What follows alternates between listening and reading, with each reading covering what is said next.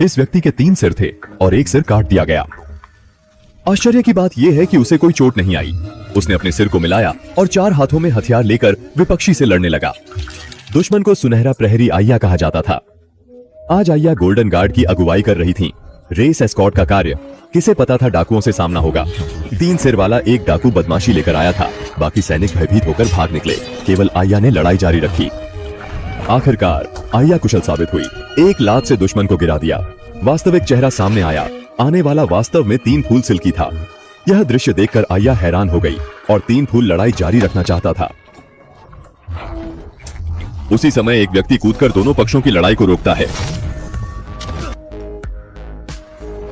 वास्तव में यह 3 फूल सिल्की का मालिक शीनमिंग था। शीनमिंग 3 फूल सिल्की का देवता है।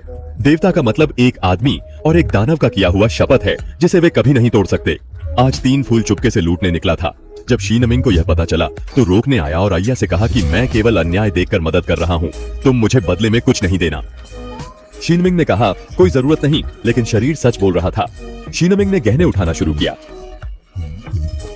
आइया समझौता नहीं करती, पर वह शीनमिंग से स्वाभाविक रूप से कमजोर थी, केवल असहाय देख सकती थी।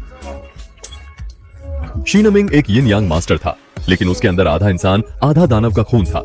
हमेशा से दूसरों का उपहास झेलता रहा। केवल उसकी बहन ने उसे अलग नजर से नहीं देखा, हमेशा उसे प्रोत्साहित किया। 7 साल पूर्व की एक घटना ने यिन यांग सदस्यों को विश्वास दिलाया कि शीनमिंग ने बड़े भाई की हत्या की। शीनमिंग अपनी बेगुनाही साबित नहीं कर पाए और उन्हें यिन यांग छोड़ मनुष्य और दानव की सीमा में निवास करना पड़ा, जहां उन्होंने कई बेघर छोटे दानवों को गोद लिया।